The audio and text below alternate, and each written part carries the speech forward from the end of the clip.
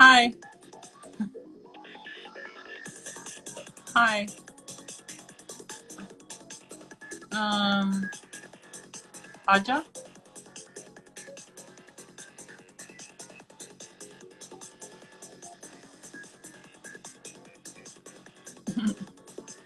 Hi guys, we're back again. Um, so I sent a request to Aja.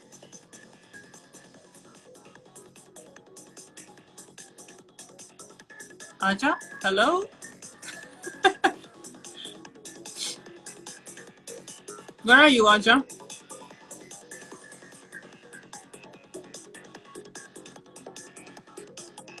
Come on, Aja. Well, I sent him a request, so I don't know what's going on. Unable to join, it says.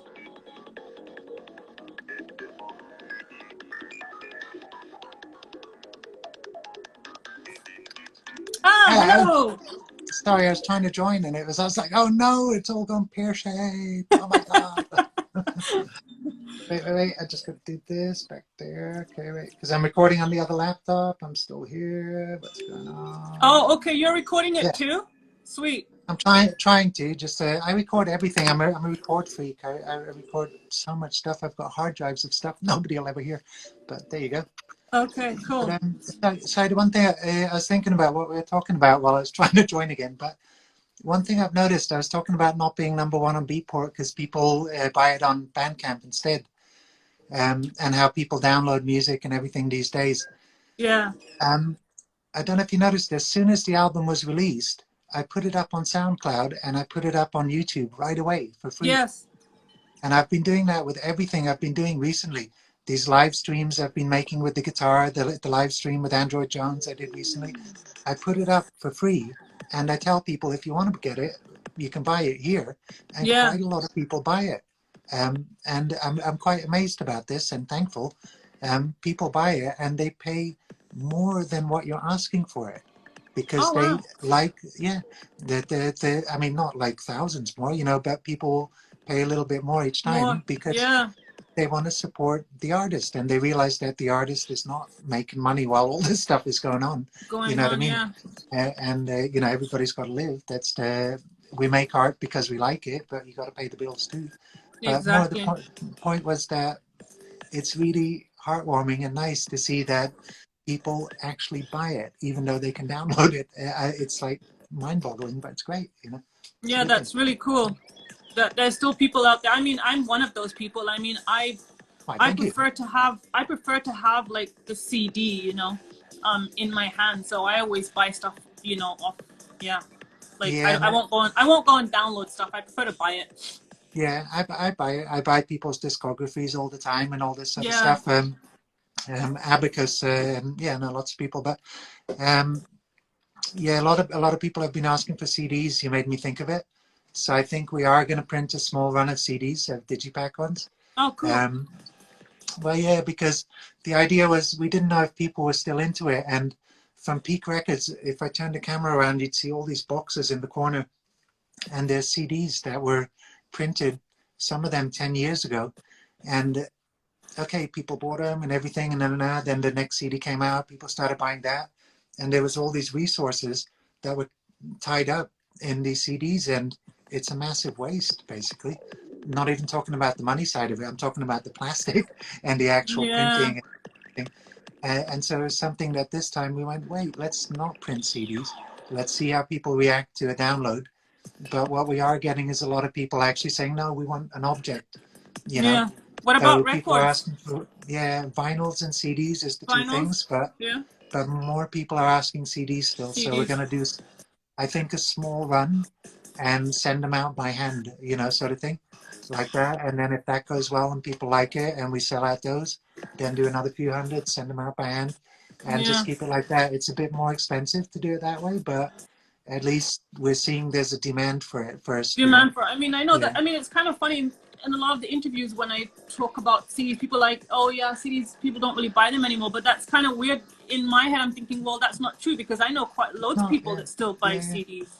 loads of people. It depends where you are, and it depends what age bracket you are, and it depends how technological you are. It's true that a lot of people want it on their phones and all this sort of stuff, but a lot of, and it's Hi, true that S when you Range. Hi, Anthony. yo, and but it's true that even in Goa, when you go, all the taxi drivers have USB keys now and everything, and they put them in like that, But Yeah. yeah, people still do buy CDs, and so it's still a valid format, sort of thing. Yeah, yeah. Yeah, it's the. I mean, I got to say, I've got memories myself of being completely wasted listening to music, and then actually spotting the CD cover and actually looking at the CD cover, sort of thing. You know what I mean? And getting into the artwork and trying to figure out what it means and and actually making a connection with the object itself, sort of thing, like that. There's Yeah. that, and then the other thing is when I was DJing first, I was still using CDs until I had a really bad gig at the Boom Festival. They let me play Oh, 3 hours. They gave me a great set, man, a 3 hour live set sort of thing. And I was playing off the Merv, Eat Static, everything was cool, woo, woo, woo. And then about a minute before starting, I do the little check of the computer just to see if it's okay, sort of thing. And it was frozen. I was like, oh shit, that's not good, sort of thing. So I restarted. I'm like, just not going to restart the thing, and I restarted it. And first it did a thing where it actually no, yeah. First, it did a thing where it actually slid the screen sideways, so I saw half the screen on one. You okay? yep. You look distracted. Oh no, I was just making sure that because of the music, I wasn't sure how long it's gonna go on for now. Oh, Because I okay. got your album playing, and your album only lasts Ooh, 1 hour. it only lasts 1 hour. I know. But what to do? I could put stuff up here, but my speakers are too big. No way. Oh my Whatever. god. But but what was I going to say? Yeah, so the computer completely fucked up. Basically, when I opened it up again, it went black screen, all this horrible stuff. The musician's nightmare. So I went, shit. Okay, fucking, I got this 3 hour set to do, and on the boom, it's like a good slot and everything. So I'm like, okay, I'll DJ it, sort of thing, right? But the thing was, I had the CDs with me, and I didn't DJ that much because they were my backup CDs, sort of thing. Oh, So okay. these things weren't in a good case. They were in a slim, soft case to save weight and all this sort of stuff. In and out of the bag, pressed against each other all the time. So I started DJing, and a CD started skipping, sort of thing. So Oh I was like, gosh. fuck, okay. And I had the horrible thing of I remember this thing of 3 tracks in a row, but going from a skipping track, mixing into another one that starts skipping, slapping another track, and mixing into skipping. And the funniest thing about that was that at that gay that Boom Festival, I actually had a big Nikon camera. I was taking lots of photos, and I had it on the stage next to me ready. So after these 3 skippies in a row in a horrible set that was already going wrong, um, I thought I put a track on that seemed sort of okay, and I went, I bet there's some funny faces behind me. So I kind of prepared the camera, and I turned around really quick, and I took a picture of it with a flash, sort of thing. And I've got a picture of everybody lined up behind me going, but yeah, there's like Harrison, Sturdy Safri, everybody, and they're all like, "Oh my God, what's he doing?" It's a picture, I treasure it. It's a really funny one. But the funny thing is, people like to say anyway. Nobody mentioned all the technical stuff. So We owe it. it's I what it's mean, like. I think as DJs or artists, we all have that. I mean, I've had tons of issues. Well, I mean, it Yeah, happens to us all. I mean, happens. sometimes there's nothing you can really do about it. No, but it's always, as long as the music doesn't stop. You know what I mean? You know that one, or get too train wrecky sort of thing in a row. You're okay. People forget. They're forgiving. They forget really quickly. But that's when I actually switched to USB keys. You know what I mean? Okay. That's Yeah. when I went okay. But the thing I was talking about that before was that before that I did do DJ sets. So those were my backup CDs that were fucked. But the actual DJ set stuff was good. And I did it, you know what it's like. You do it in all sorts of head states and sort of various levels of competence, sort of thing, shall we say. And the physical vision of the tracks and the marking of the track that you like, and the picture of the CD itself, that, oh, that one works, you know what I mean? Um, that's something that I miss with the USB keys. I like the physicality of it, sort of thing. Yeah. Um, um, yeah, that's the Tripsych one that just came on that I heard. That's why it's a recognizable voice. That's why people like it. You know what I mean? And it's a weird thing with this track. The original is 130 BPM, and I love the chill out track. The original, it's an amazing track. I've had lots of good times with it, and I finally worked up the courage to ask Nick. I'm like, can I remix it? It's the only time Remix I've it. ever Yeah. done that. Yeah, so he was like, sure. He was like, really cool. So he gave me the files, and I thought I was gonna do I thought I was gonna do a slightly faster version, like maybe 140 or something like that. And I tried it, and it completely didn't work. I kept bumping up the BPM to see where it would fit, sort of thing.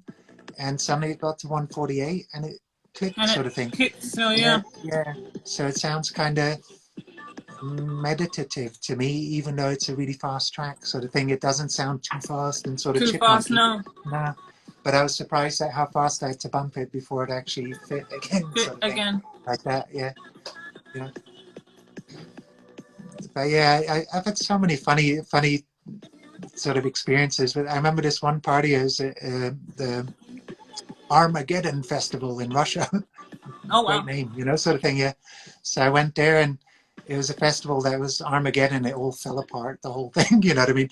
Just, you know, messed up after messed up, sort of thing. But it's those festivals where there's still a core group of people that are trying to keep it together.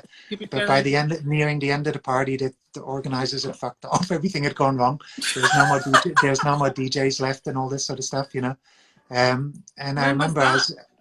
this would have been 2009, I want to say, maybe Okay. 2010, somewhere around there. Yeah, about 10 years ago, sort of thing. And I remember being quite high because that was part of what I liked doing at the time, sort of thing. And I'd already done my gigs. I'd done my Yab Yum set because Gaspar had quit Yab Yum by that point, so I was carrying it on by myself. So I did my Yab Yum set, I did my Ajja set, sort of thing. That was all great. Um, and then suddenly someone comes up when I'm kind of staring at a fire like that, you know. Someone comes up and says, "Hey, we need people to play," and I'm like, "What? What?" I'm like, they're like, "You can DJ, can't you?" I'm like, "Now," you know, sort of thing. Now. Yeah, yeah, yeah. So I'm like, Arjuna. I'm like, help. So I kind of roped him into it, into this sort of weird ping pong DJ set, and it was the funniest thing because he was quite together and, you know, had his shit together. He put on a track, and me, I'd kind of bumble up to the CD players, like shouldn't have been anywhere near anything technological, and kind of get the CD out, slap it in, whip it, and hit play. And I did that and whacked the fader up, and it was great. And every time I did that, it was perfect. Anytime I tried to listen to it to see if it was beat matched or anything, I think I just couldn't tell what was going on. what was And I going on. touched it and it sounded awful. So in the end, I ended up with this method of just slap it in and hit play. They play. Yeah, and everybody said it was good. So that was, but I think I was really lucky, actually. I wouldn't recommend it, you know, No, to without anybody. playing. You know? I had to do that once. Actually, it was when I was opening for Juno in Greece, Oh, yeah. and yeah, I had my headphones. I don't know, my headphones stopped working, so I was DJing without headphones. But then, you know, Ooh. back then, because I knew all my music off by heart, you know, so yeah, playing from that, and I just wang it. This is, you're touching on something that actually I've thought about a lot as well, is that back in the shore bar days, like the 90s, all this sort of stuff, when DATs were coming out, and there was the Walkmans before that, you had a little bit of beat matching capability, but not really, sort of thing. So something that struck me recently listening to it is that the intros were a lot longer. And I have these memories of people hearing the intro of a track coming in, and people knowing they had a few minutes to get to the Get dance there, floor yeah, to congregate before it kicked in, really, sort of thing like that. And that's something that's kind of got lost in the beat mixing yeah, generation. There's a different thing now. You work with energies, and I love it. I mix 3 tracks together on the computer because I can, sort of thing. You know what I mean?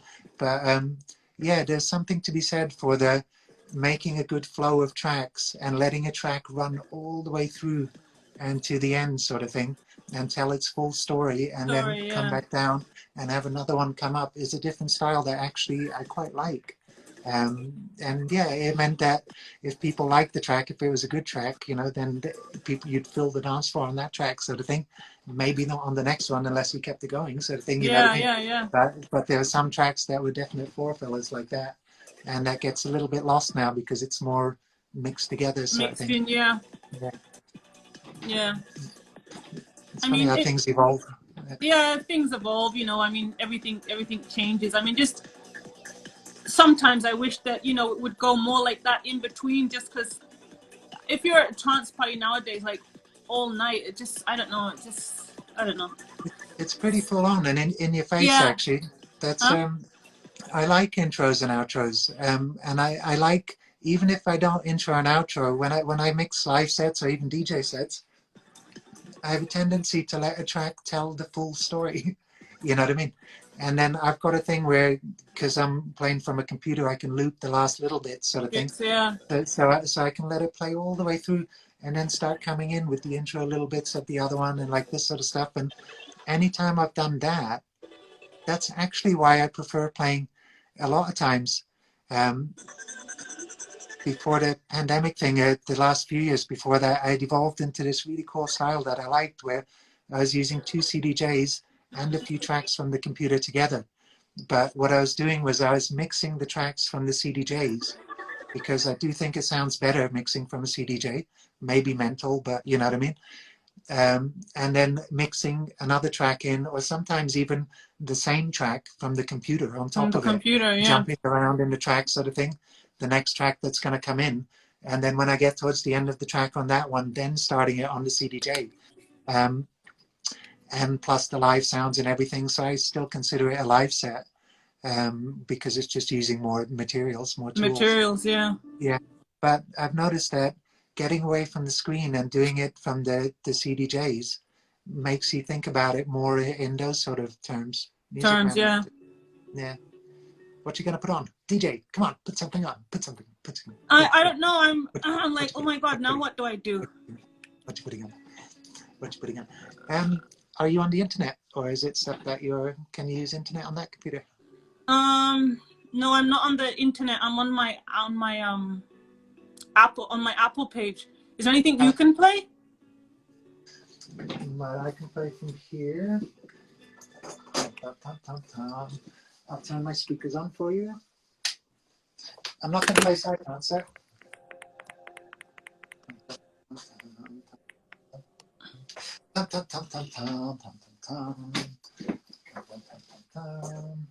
Okay, but you're going to have to tell me how loud it is and all that sort of stuff. Oh, okay, okay. No problemo. No problemo. Okay, so we put this on, open with. Here we go, QuickTime Player. That sounds good. Okay, tell me about volume, because I got really big speakers, so I can't tell, sort of thing. So if you can't hear me, I'll turn it down, sort of thing. What I we're can still listening hear to, just you. tell you, good.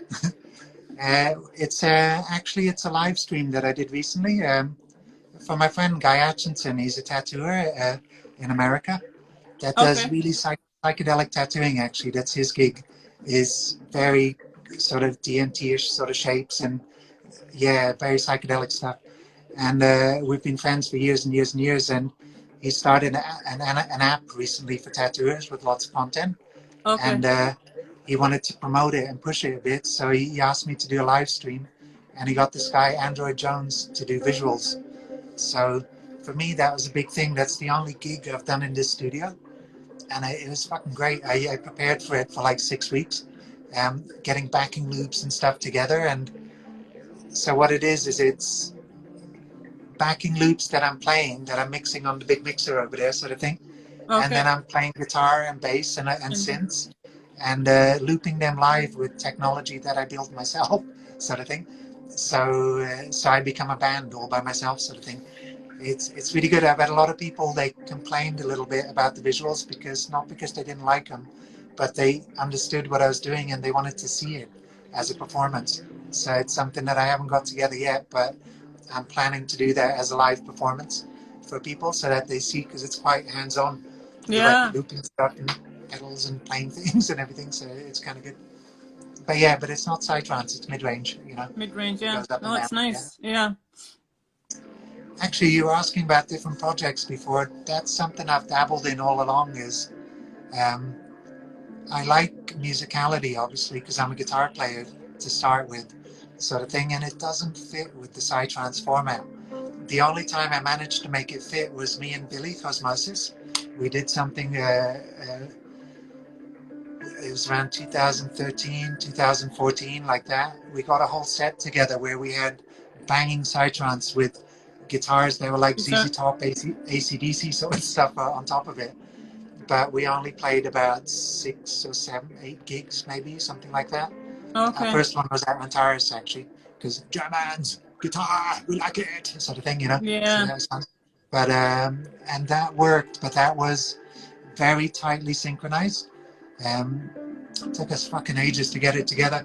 We had the computer controlling our guitar pedals and turning on delays just for 1 second so we could do a slide bend that would then peel off to the left speaker and all this sort of stuff. So it's quite hard to play, to jam on top of psychedelic trance. I It got changes trance. the Yeah. format of it right away. I mean, personally, I don't like it. When I hear instruments in it, it takes away from the actual intention of it for me, sort of thing. I consider it much more frequency-based music, vibrations. I think it's something that's why I like all the layers and all this sort of stuff. It's as soon as you start getting too many recognizable notes or melodies or this sort of stuff, it still works and it still is trippy, but it doesn't have the energetic side of it for me, sort of thing. That's a different thing, but that's a whole. I don't know, you know. Then you have the old school tracks. They got loads of melody and all this sort of stuff in it, so it's a different thing. Yeah. Well, everything evolves and changes, and everybody has their own taste or styles. Um, yeah. I don't know. I mean, I like all the older stuff, but I also like a lot of the newer stuff. It just I like mixing them together, the old and the new together. Yeah, you play very dancey music, though. You know what I mean? It's dance oriented. That's what I've always liked about it. It's music that you move to, that actually gets you tripped out in that way, sort of thing. Yeah, So yeah, yeah. it's different and not too many breaks. That's the thing that I like long intros. I like long outros. When you start getting too many breaks in the middle of the music, it kind of loses the energy for me, sort of Yeah, thing. So I'm not a fan of that. I like a little something that you can dance through the break, sort of thing. That's my perfect sort of thing, you know. yeah, yeah. But don't know So when. wait, Don't know. Huh? you're talking about projects before this, and I trailed off. I keep trailing off left and right. So there's the Junju thing. That's one thing that I'm doing, albumy thing. The other thing is that I work a lot with Dixter and Burn Noise. We work together, and we do something called Infinity Gritty, and that's really a lot of fun. That's the three of us Okay. together, and we all write tracks together. But when we go play them, we don't play them from CDs. We play them a bit like Merv. We play stems like Eat Static. Sorry, we play stems through a big mixer. Yeah, So, and then we do live stuff on top. So the difference is that it's not mastered music. It's not formatted. So what happens is when we start playing, the level drops a little bit because it's not all pushing in your face. But then it gets people to a kind of higher level because it goes up and down. You got much more dynamics in it, much more range. yeah. So that's one thing I'm working on. And then there's me and Dixter. We do Vogon 42. That's the two of us together. That's another project, just two of us. There's me Defined Behavior Oh, okay. together. That's the two of us over there. So I'm mentioning these because these are all ones that have albums pretty much ready, you know. So you never know what happens, but the plan is to try and bring them out on this label because it's all music that I'm kind of involved with. On your That's label, yeah. actually yeah, and it's not exactly the same because obviously it's got their personalities in it, but it's got some sort of commonality, sort of thing, you know. So to me, it makes sense to group it all together. Um, on the chill side of stuff, I don't know. I've got, like I say, I make music because I like it. So I've got terabytes of shit on hard drives that are the only person that's ever heard them is me or Tanya, or you know, Okay, so you, or yeah, it's, you must have quite a lot of unreleased stuff, hey? well, I put it this way: there's an art show that my family's doing, where it's about 20 of us, that 20 visual artists, painters, that put stuff together, and we put it in museums around the world. Um, At the moment, it's in the Tangley Museum in Basel, which is one of the good museums in Switzerland. Okay. So it's about, I want to say about 600 paintings, you know, sort of thing in a row, uh, wall to wall, four walls, and all chock-a-block from floor to ceiling. So this is an installation in a way that's there, like an art installation. And when we did it last time, they said, "Oh, why don't you get some music together for it?" So I started going through my hard drives, just getting Okay. stuff out that, but focusing on stuff that might be nice to listen to in a museum setting. So musical, not banging, sort of thing, right? Yeah, yeah. And quite easily, I got 7 hours of music together before I got bored looking for stuff, sort of thing. That's in a big playlist that's just playing around, sort of thing, like Wow. that. You know what I mean? On loop. So yeah, I always think the security guards must be happy because they don't have to listen to the same three tracks over and over again, sort of Over, thing, you yeah. know. But yeah, so there's a lot of stuff, but none of it's finished. It's all this stuff that I like. I just work on while I'm to make myself happy. I go bleep bleep on the synths. I put a bit of guitar in it, and then it's a bit like the shamanic tea track. I always think, okay, I'm going to finish it later on, you know. But in the meantime, I listen to it, and then I grow to love it, and then I can't change it anymore because Anymore, when I yeah. try and fix it, it falls apart, sort of thing, you know. But yeah, so yeah, lots of projects, you know. Not that much time, you know. We have a daughter that's almost 2 years old now, sort of thing, and you know, it's like yourself, kids take time, sort of thing. Yeah. So and labels take time, and everything takes time. So, but I'm not in a rush, you know. It's music comes out when it has to come out. When it It's has to come out, yeah. yeah, that's the thing, you know. And I put a lot of this stuff up on SoundCloud anyway, or I make live sets out of it, you Okay. know, so people have access to it. Um, so yeah, it's but lots of projects, you know. Gigs are slowly picking up again. There's stuff planned for the end of the year, for like, well, end of the year, more for autumn, you know, August, Okay. September, coming up like that. So where Well, will you be playing? Do you think? I mean, first, where's your? you know, I even hesitate to say names because I don't want to Okay. jinx stuff and everything, Yeah, but yeah, yeah. there's stuff in Mexico, there's stuff in Russia, there's stuff in Sweden, you know, there's stuff in, you know, kind of all over it. Nothing in Europe so much. Although in September they're talking about something in Paris, sort of thing, that they had to move, so they're trying to get me there. So it all seems to be around there. Okay. Brazil, they're trying to get it together, but I don't think it's going to happen for a while, you know, sort of thing. Mexico seems to be the place where everybody's moving to at the moment, but Yeah, I've seen that I'm a, quite a few people have been there already. I'm a little bit worried that it's all going to fuck up there, sort of thing. That's why I'm saying I'm hesitant to say names because Names, yeah, yeah, I yeah. saw it happen with India. Everybody's India, let's go to India, sort of thing. And we all kind of, you know.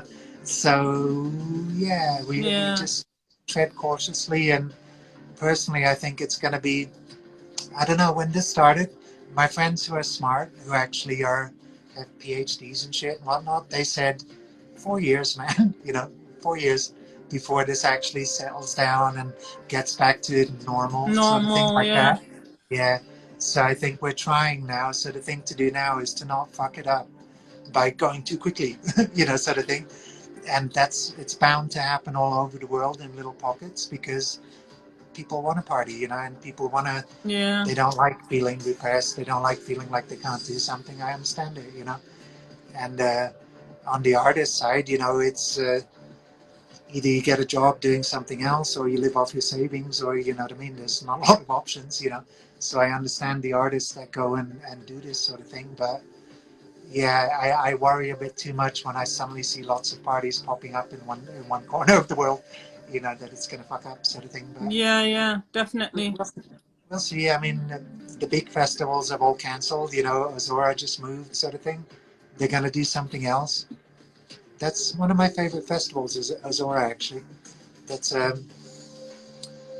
got to say, I've got quite a nice relationship with that festival because they're friends. They've become friends, the organizers, and the owners and everything. But they're one of the festivals that have allowed me to do the most experiments on the main floor. Um, I don't know if you've heard of this thing called Novelty Engine that I've done like four times now. It's getting different musicians on stage, but from the funk world and the rock world that Okay. are not electronic musicians, reggae world sort of thing.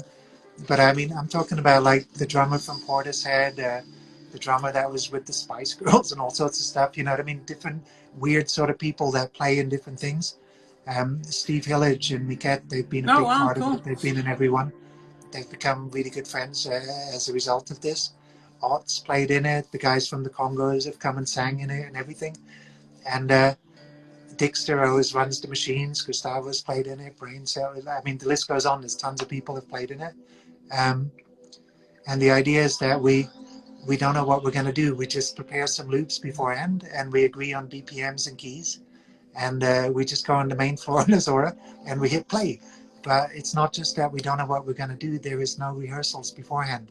Most of the time, the musicians meet on stage during Okay. sound check. Hello, that's when Hello. everybody meets, right? Meets, yeah. So that's the concept, is to actually chuck people that have been doing this in their own fields for like decades, basically, sort of thing, so that as seasoned musicians, give them the tools that they need. We rent what they need. You want this amplifier? Great. You want a Rhodes? Great. We rent it. You know what I mean? And that's why I say Azora has been really good, because they've been willing to play the game and to say, okay, tell us what you need, sort of thing, right? And we get everything together, and I've multi-tracked everyone. We filmed it, sort of thing. So eventually, that's another release that's going to come out. But Okay. they've let us, yeah, with the best of everything, sort of thing. The problem now is I need someone to mix it down, because I've got like over 48 channels of each one with all the, it's a mess to mix it down. But yeah, if there's somebody good at mixing, get in touch. So When is so when is the next Azora then? well, they've moved it to next year. What they're going to do, something I saw they're doing something called Dada, I think it's called, um, which is Azora minus the main stage. You see what I Okay. mean? So they're still trying to do something, but more focused on low-key gathering together, sort of thing, to keep the thing going and to keep the connection of people together. I But the have yet to actual, go I have yet to go check out Azora. Haven't been there yet, so yeah. I would definitely recommend it. I mean, it's a different thing. I mean, the two main ones, obviously, in Europe are the Boom and Azora sort of thing, so they always get compared a lot, right? But they're completely different animals, the two things, right? Azora is a very, I want to say, family-oriented sort of vibe. The people that go there, they tend to make really solid connections, Okay. and they tend to come back, and they tend to really get invested in the festival, sort of thing, because they're very open people, right? And the difference between the two is that Azora was started by one farmer. You see what I mean? It wasn't a committee of people. It wasn't the Boom. We know it was Pedro Diogo, and then it changed hands. It changed hands, and it's become something else, which is completely valid and great. But it's very, I want to say, difficult sometimes to navigate through it, because there's lots Mm-hmm. of hierarchies. There's lots of things going on. Whereas Azora was very simple. It was the solipse that happened when there's the solar eclipse there, sort of thing. I think it was 99, was it? I think. I'm not sure, Okay. but somewhere around that time, there was this big solar eclipse, and these freaks went out there and made this festival. And the farmer, he saw this, Daniel. Unfortunately, he died a little while ago, but he was a big Oh. influence. Now it's his son that's carrying it on. But and he saw this, and he went, all these people came. Let's do this again. You know what I mean? So, but this was on his land. He owned the land, right? So they got more people to come back, not the next year, but the year after. And they Okay. started slowly building up this festival, right?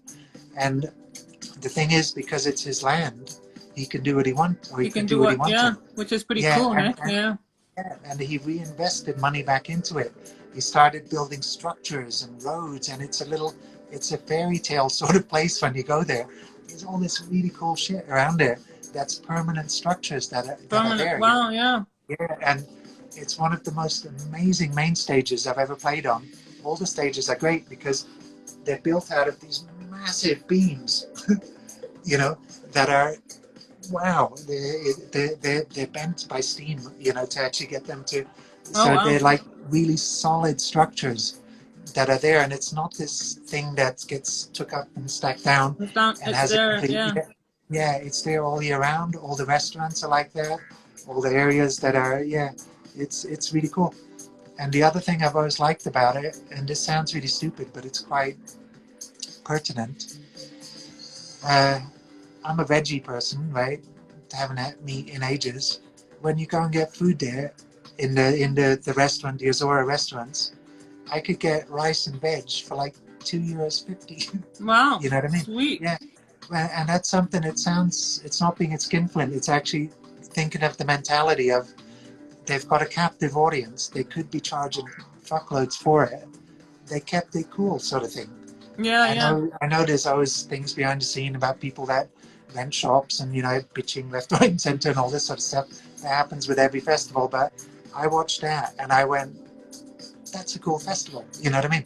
That means that the people that go there and spend all their money on getting high are gonna go and fucking eat a plate of rice because it costs €2. You know what I mean? €2, Yeah, yeah. you know what I mean. So it's actually, it kind of, to me, that illustrates quite well the whole mentality of it, sort of thing. So yeah, I like it. And Yeah, it seems yeah, to be a lot of people's favorite festival or event, for sure. I don't have any favorites, but I actually I really enjoy it, and I enjoy giving a lot of energy to it because I get a return for it. You know Yeah, what I mean? yeah, yeah. They let me fuck about and try new sets and do different stuff, and, you know, get good slots and all this sort of stuff. You know, and it's a really cool place. Yeah, that's I mean, there's festivals all over the world. There's, yeah, it's too many to mention. Too It's many, really yeah. good. Yeah. Yeah, half of them I probably wouldn't even know about. So. And there's new ones that pop up and down and this stuff, and there's ones Yeah. that I've never played at because I'm considered too commercial already. That makes me laugh. Actually, you know what I mean? Because I play Oh, in funny. Brazil and I play at the big festivals. So there's ones that yeah, didn't want me to play. I won't name names and stuff like this, but Yeah, yeah, yeah. the other thing that I yeah, it's a really weird gig once you start seeing how it works behind the scenes at these things like that. You know what I mean? Um, it's really weird. A lot of it is business based. You know what I mean? That's what people are making money off, and that's what they're doing. So it doesn't take away from the actual um, from the experience people are getting from the festival and the validity of it for people that are going and blowing their minds and don't know anything about the workings behind it. But obviously, once you get to a certain point, you start knowing a lot of people and seeing all this. So it changes the way you see things. You know. Yeah, yeah, for sure. I mean, I'm lucky because I like what I do. You know, so I really don't mind if I get invited to a festival. Great. If I don't, some of the best parties I've had were for like 20 people. You know Yeah. what I mean? I actually consider those a lot more difficult than playing for 10,000 Oh, people on the dance floor because it's in your face. You know what I mean? And you party with people. yeah. I've gone to play in Porto a few times for the fusion guys, Tiago, Jacko, and these guys, um, and they're actually, yeah. I'm just not singling them out, but it triggered a memory of playing in this little club with loads of people up front, and I really like that. Actually, Yeah. that's good. The other good one I had recently in the last few years was in Rotterdam. They let me do Oh, a okay. 4-hour set. Yeah, it's the um, Dennis and I'm so Hi, bad with names. Chapati. Yeah, I got to play a 4-hour set, which was really nice. I don't know if you've done long sets, but I've never really done long sets. Oh, I've Yeah, done a few long sets, but way back in the day. yeah. Yeah. I've done long sets, but with different projects in a row. you know, I've done 7-8 hours, you know, like that, not super long, you know, Yeah. like that. This was the longest one I did with just my music, sort of thing. I put it that way, not going into Yadvium, not going into the other projects. And it was quite fun, actually. How long was your set? It's only 4 hours. It wasn't like a hugely Oh, long okay. thing, you know. But for me, it was quite a good one. So I think. Yeah. Yeah. I mean, that's what I miss. I miss like parties like, you know, back then where you got to play like long sets. Like, you know, I think Well, there's a lot the less DJs. normal set was like 3 hours, you know? That was like That's the normal. thing. Yeah. Yeah. There's a lot less DJs in a party. You had 3 or 4 names on the flyer. I remember it, sort of thing. Yeah, And yeah. the other thing I remember is that people didn't get paid to play. Yeah. You know what I mean? It was almost the other way around. It was DJs that were putting their own energy and their own finances and their own everything into it to Yeah. make the party. So the party was so and so was putting on a party, and then his friends would play, sort of thing. So there was a bit of the usual bitching about who played and everything because only his mate played, and you know it's harder to get in, sort of thing. That's something I think you had to deal with more than me, because me, I came at it from a producer side. I made a name as music, and then I did DJing as a kind of side to it, sort of thing. Yeah. And you came at it from the other side, so you have credentials because you've been here for ages, you know, in the scene like that. But I imagine you must have had to come up against that. Get out of here, it's my gig, sort of thing, a lot more than I did actually. So I think, you know, so I'm kind of happy I didn't have to go through that. That's Yeah, the, yeah. you know, because Yeah. it pissed me off when I was a kid. I didn't get it. I always thought, why be like that? Why like this? You know, what, you know, what's the, you know, the need for it, sort of thing like that. Yeah. But coming back to what we were saying, that meant long sets, you know, which also meant intro, outro, which meant playing full tracks, which meant all these other things that came with it that are not there anymore, that Not have done. evolved the other way into shorter. I mean, some sets are like fucking 45 minutes and shit. You're like, what the fuck, you know, what are you going to do in that sort of thing, you know? It's Yeah. like too short. Yeah, I know 45 And, minutes is like I find it really yeah, difficult, but you what can't can you tell any do? I sort mean, of story in that sort of thing. With sorry? me, you can't tell any sort of story in 45 minutes. I like 2 hour sets. That's my, you know, 2 to 3 hours for if it's just my music sort of thing. That's what I like, you know what I mean? Yeah. Shorter than that, and I start having to kick tracks out, and I start wondering what to play and all this sort of stuff. But yeah, it's weird though, because a lot of people are bitching on the other side about, oh my God, I have to play an hour and 15 minutes and I've only got an hour and 5 minutes, sort of thing like that. You know what I mean? And I'm like, dude, come Oh, on, get funny. it together, you know, just play something else, you know, get Yeah. creative, you know, so I think, yeah. Actually, it's funny, when Anthony, you were talking to S Range the other day, and he said 300 tracks. I went, what? What? That impressed me, yeah.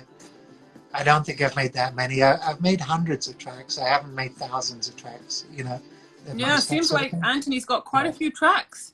yeah, some people are actually production machines. They just tick, tick, tick, tick, tick, you know, put them out, sort of thing. Yeah. I, you know, I take a long time. But Yeah. Well, I'm hoping in the near future to try and produce a few more tracks, not on my own obviously, but yeah. Maybe collab, bro. maybe Let's next year. Huh? I said collab, bro. Let's make a Oh, track. Yeah, yeah, yeah, yeah. make a track. I'll put lots of layers in it. Yeah. You tell me what you want, and I'll just put more layers in it.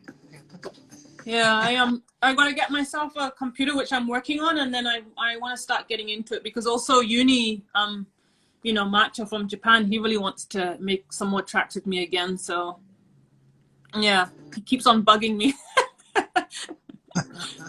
So yeah, it was a fun experience. You know, when I did do it a few, like, you know, more than 10 years ago now. Hey, it's fun. It's something I've talked about with people a lot. You don't have to be at the controls of the computer to be involved in a track. It depends on your head state. Some people are the opposite. They're in the studio for 2 seconds and then they want the name and the credits, sort of thing. I'm not into that. Some people are actually fully involved in the track. I've worked with people, I've made tracks where I didn't touch it because they were just so quick on the thing and doing stuff all the Yeah. time. But I felt like I was a part of it anyway because my brain was Yeah. there, I was influencing the thing. I think that's perfectly valid. Yeah. I mean, me, I wasn't But really doing the, the physical. I had lots of ideas and brought samples and stuff, Yeah. it's good to learn it too, because then you get more pleasure out of it. But it involves a whole bunch of other stuff. Then you need a good listening environment. You need all this sort of thing. It's not just the knowledge. It's also the environment. Yeah. So I think, and at the moment we need parties to come back so we can go and test out our tracks again. So I think, Yeah. Yeah. they will. I'm confident. Human beings are really have lots of ingenuity. It's not something that's going to stop us forever. It's just something that has to be dealt with and has to be incorporated. It's just it's just a time in the life, It's a time of life. I mean, for me, it came at a really good time because I got to see Shakti's first everything. Everything, her yeah. words, her first walking. Now she's starting to push herself on the scooter sort of thing, Yeah. and all this. And I've been here for it. If it was business as usual, I would not You would have been. missed so much. And they Yeah, grew up so fast as well, right? Yeah, I know. So, and it's really great. It's something that's super cool, Yeah. So I'm not happy it happened by any means, but if something like this had to happen at any point in my life, sort of thing, this is probably the most convenient time for me with regards to being a parent, that so I got something else that took my mind off the shit, what's happening in the world sort of thing, and I focused in on something good. That's what I did. So I got, Are you playing at that I don't know I can't remember the name of it, but there's this huge festival happening, I think 2022 in Sri Lanka. Is it Sri Lanka? Are you on that lineup? Sri Lanka? No, I'm one of the few people that are not on the lineup. I'm surprised. Have you seen the lineup? It's like, yeah, it's huge. I mean, I really hope it happens. That's the main thing that I see. I know the guys that do the Shankar Festival. They're from Sri Lanka themselves, so I think they're family. So there's a connection there. So it's more trustable than just some random person going, "I'm going to do a festival in Sri Lanka," sort of thing. You know what I mean? But it's very ambitious. That was when I saw it. I went, okay. I'm like, wow, you have pretty much the whole half of the side trance DJs or artists on that lineup from around the world. So the cynical part of me, this is going back to how the business side of things work, says even if it doesn't happen, what has everybody been talking about for this year when there was no festivals? You know what I mean? So it's a good thing anyway, like that, you know what I mean?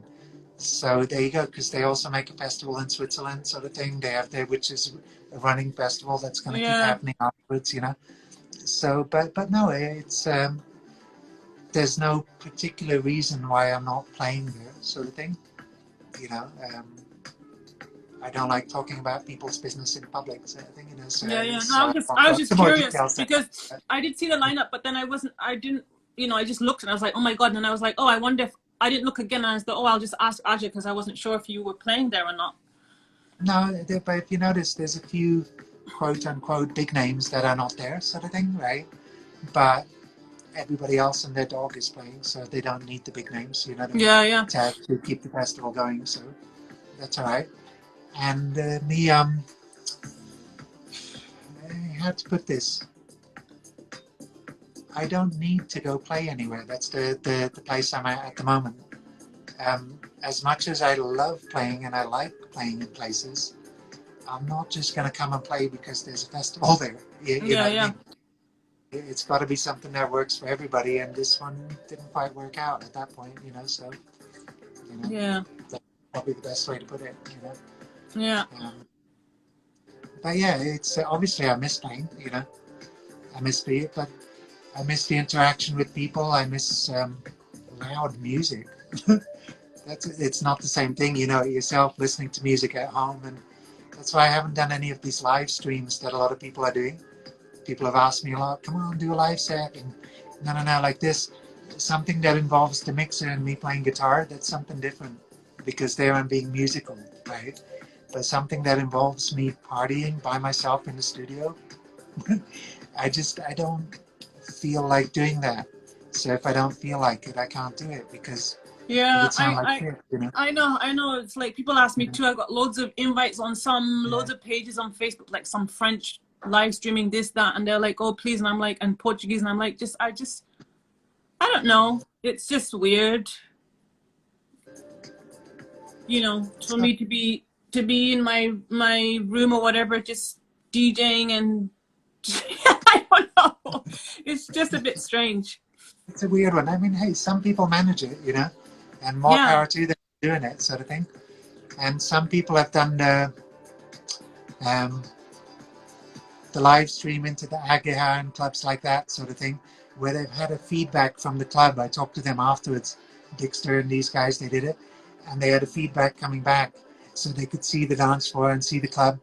That I could kind of that understand because is yeah. That may it's be a specific little bit. to one thing, Yeah, yeah, and you see it, so you get a bit of feedback. But doing a general one that's going out into the ether, where people are watching and are going to watch it later on and all this, I don't. I much more prefer. I did some live streams, but it was very chill. It was me with the guitar, you know, and those I really enjoyed because yeah. I knew That's people were different. I watching think you it know. like That's that, but I was making myself happy with it. You know, it's a yeah. more musical, yeah. Yeah, that's a different Yeah, thing. That's you like you jamming out, you know, in your own zone. But like doing a DJ set is a bit more. yeah. Yeah. It's not the way I work. The way I work is I don't know if that's what you do, but when I'm working on my live DJ sets in public, interacting with people. You've got your markers on the dance floor, the people that you check to see how they're doing, sort of thing. So that's one thing. And then the rest of the time, I'm kind of doing my thing, making myself happy, and I'm aware of Yeah. everybody at the same time. And I'm getting a sense of how much energy is going up and down, sort of thing like that. And I'm trying to judge that and ride with it and feedback off it and get into a feedback loop. Yeah, Interact. yeah, Anthony, you've done a live stream thing a couple of times, haven't you? He's Yeah, Anthony. I see him saying you're not getting any feedback, and that's exactly the thing that I'm worried about Yeah. because then it becomes something that I'm not sure I would be able to do my job properly because my job is to feedback off the crowd like that. That's the only way I know how to do it, sort of thing. Otherwise, like I say, respect to Anthony, respect to everybody that's done it because it's a hard thing to do. I would actually end up probably just assembling a live set and giving it to people like that to listen to rather than a stream.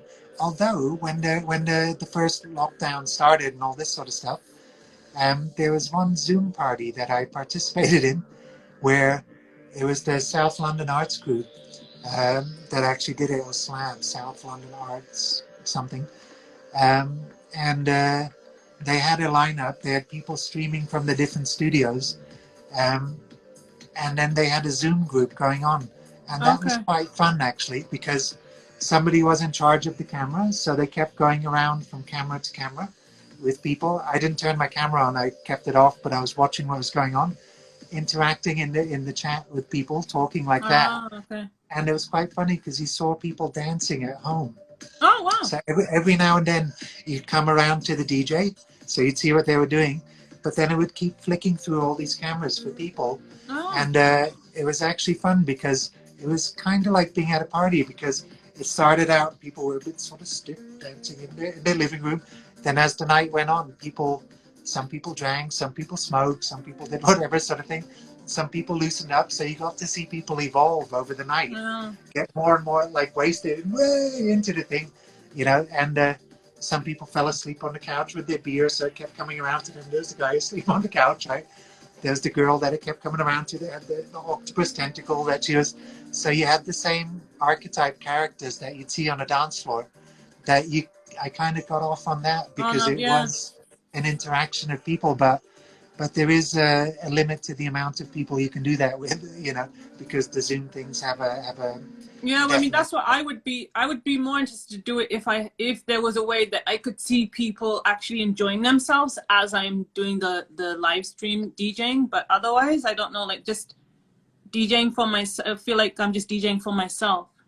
I know it'd be a bit strange, but people do it, you know. Yeah, yeah, yeah. Right, that's the thing. A lot of people are asking for it, but I understand it. People want to party. People want to feel good. People want to, you know, that's something that, I mean, I didn't go to India. I didn't go to some parties. I didn't go to parties that I was asked to go and play at because it was too soon for me to actually be a part of this sort of opening up with this sort of thing.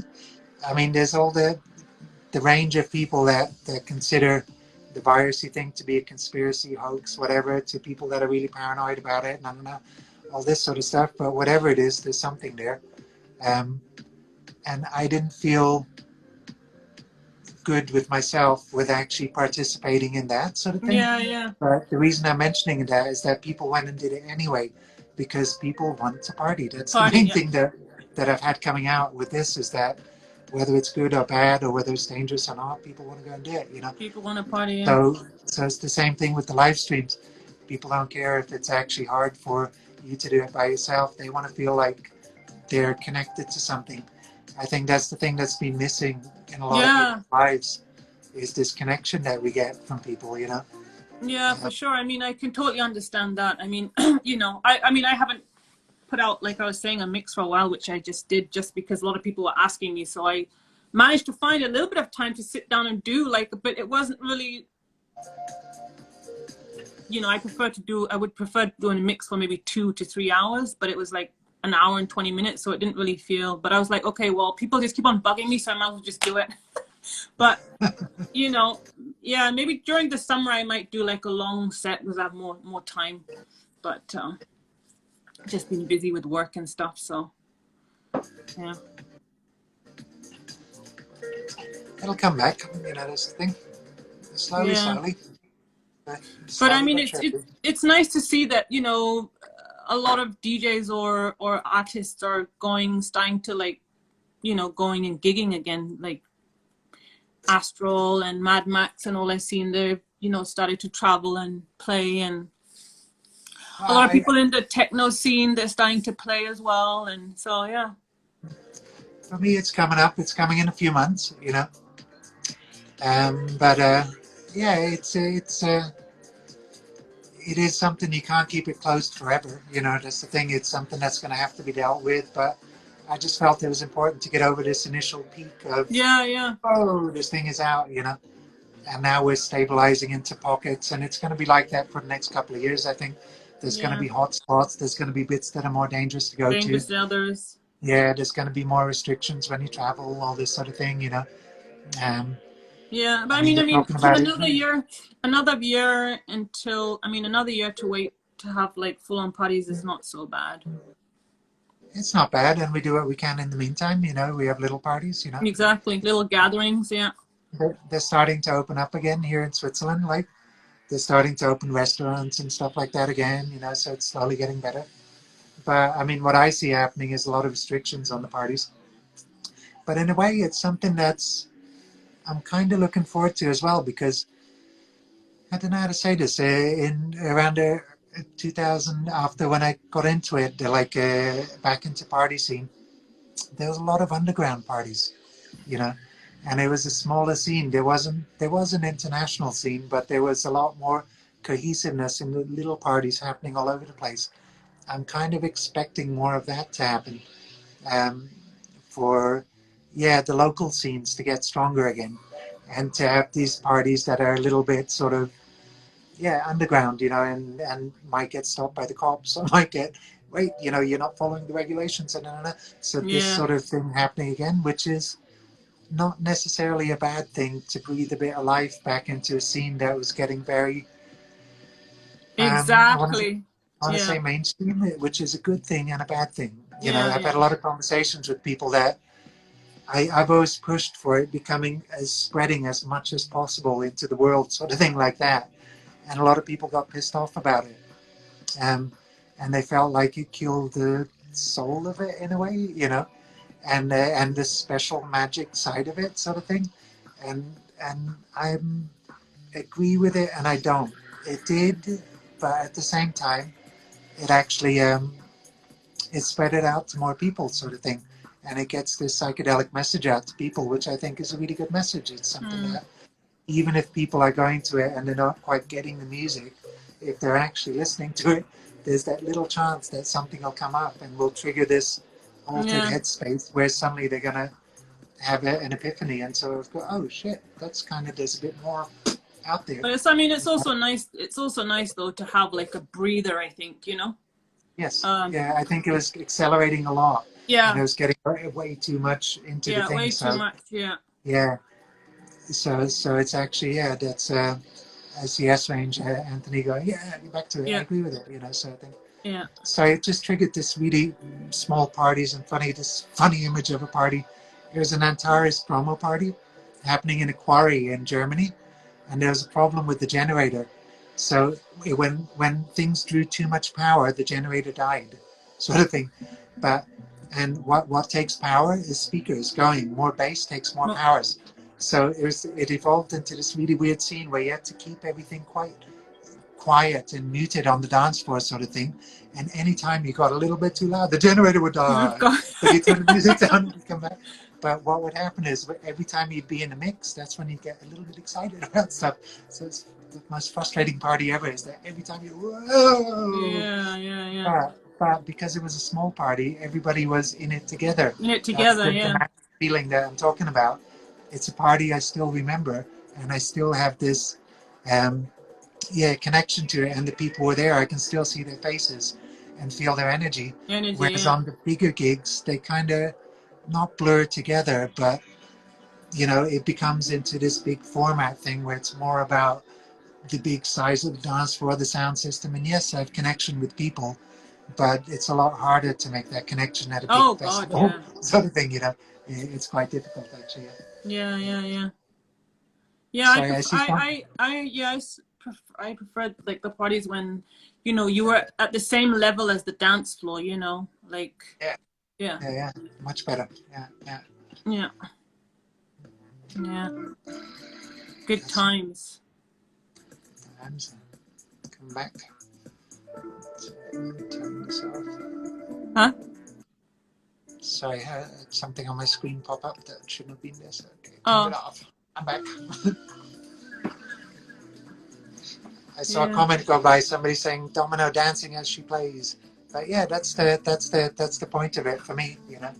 Is that's our job as well, is to give out a good vibe sort of thing and to actually be positive, you know. And that's something that you need people there to be able to do it for me. Yeah. You know, I mean, like I said, I mean, you know, for me, when I go to DJ, it's like I get all my energy from the crowd, you know. That's where, you know, that's where, what gets me going is the, you know, the energy from the people. I mean, like you said, it doesn't have to be a big party, you know. Last party, the party I played in Japan last year or the year before, and it was the first time I got like I played, I think it was a 6-hour set. But yeah, it was for like, you know, 150 people, but it was awesome. Yeah. It's nice because you go through a lot of stages. Yeah. That's what's good. And you get over your nervousness and you get over the thing and you get to settle into it.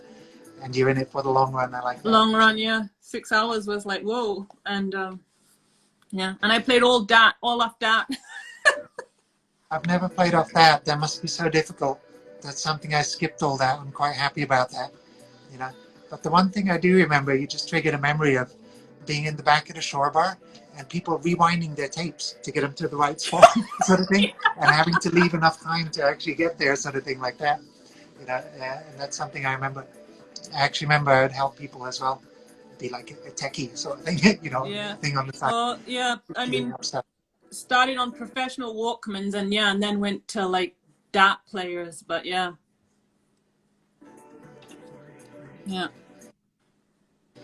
Professional Walkman time was was before even using a mixer. Was just, you know, pause play. Pause play, yeah. That's actually the first music I recorded was with 2 boom boxes.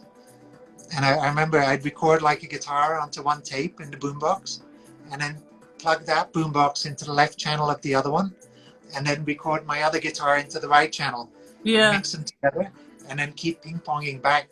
So you ended up with this thing where the latest instrument that you recorded was always super clear and on one side, and the one that all the others kept getting more and more muffled and noisier and noisier and sounding shittier and shittier and clubbed together.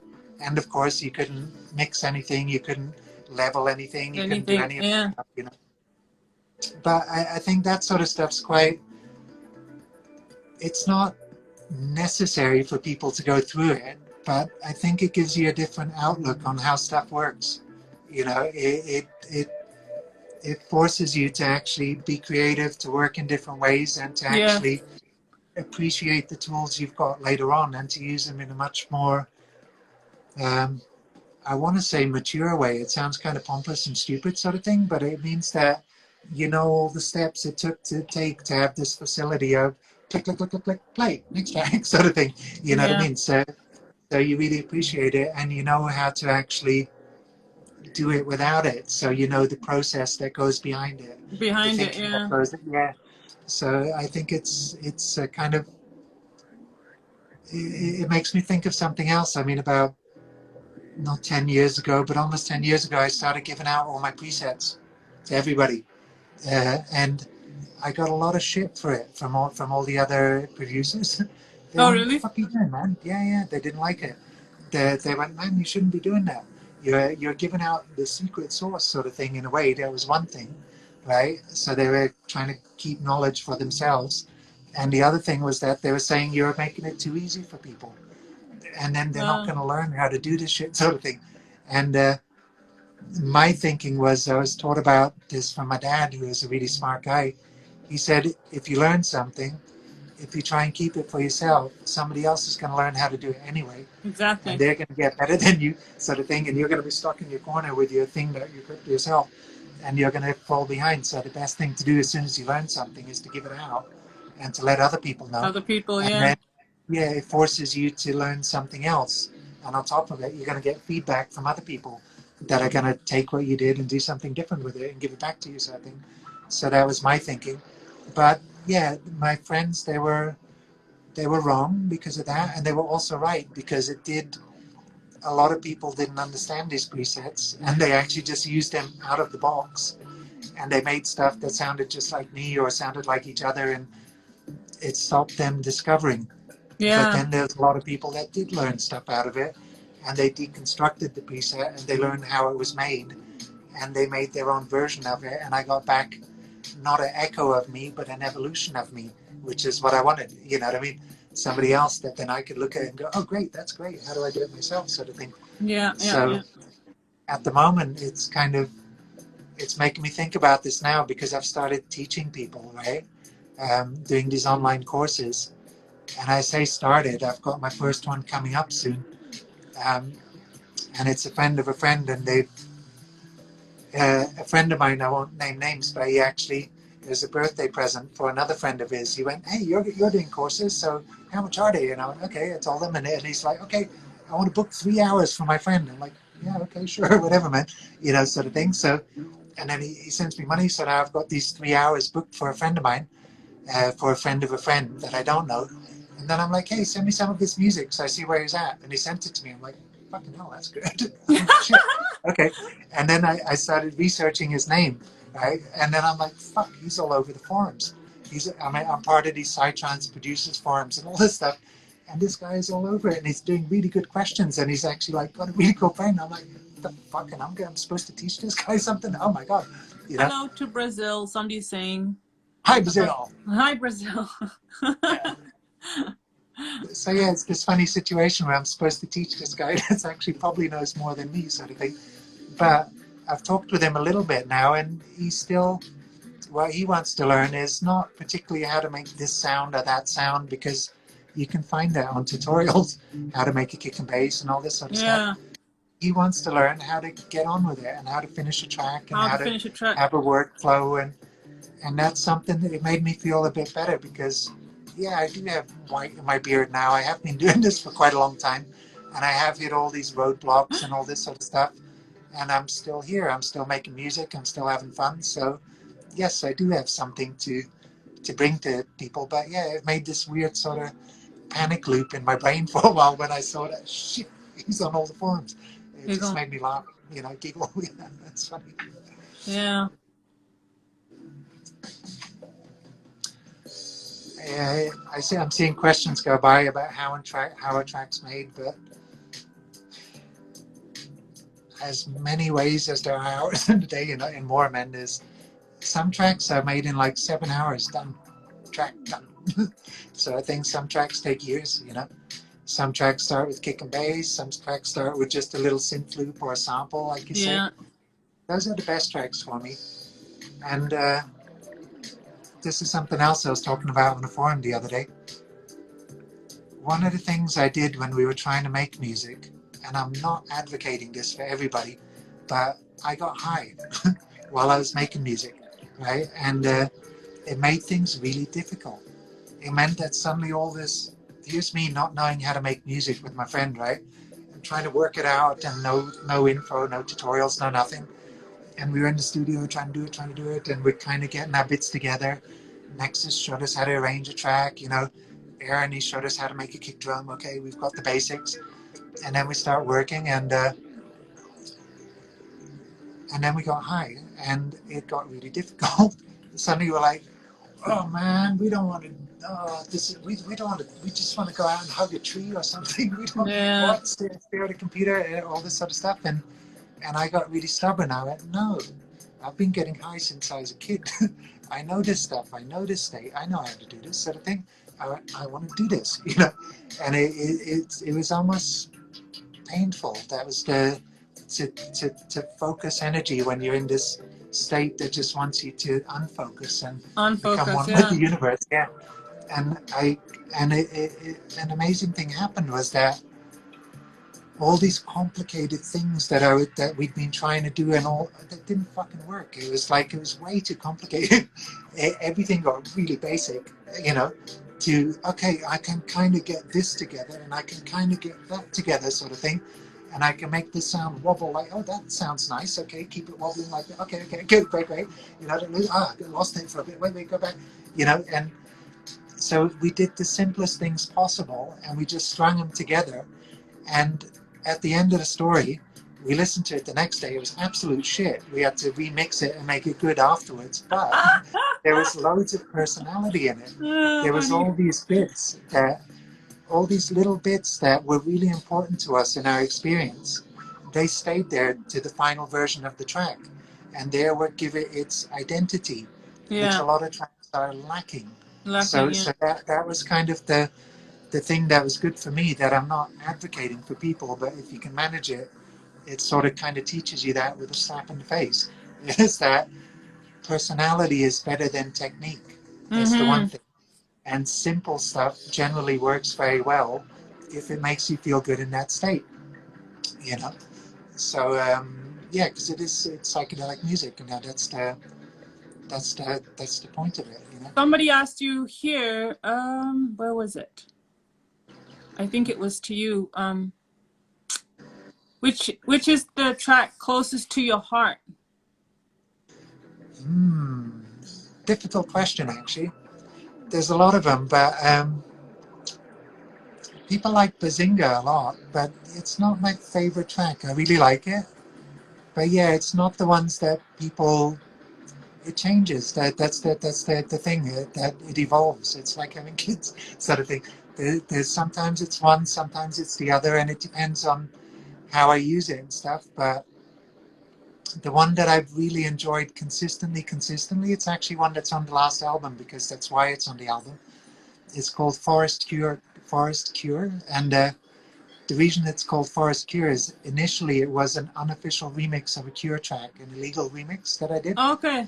The track A Forest, sort of thing. And I really like that track. They're quite a psychedelic band.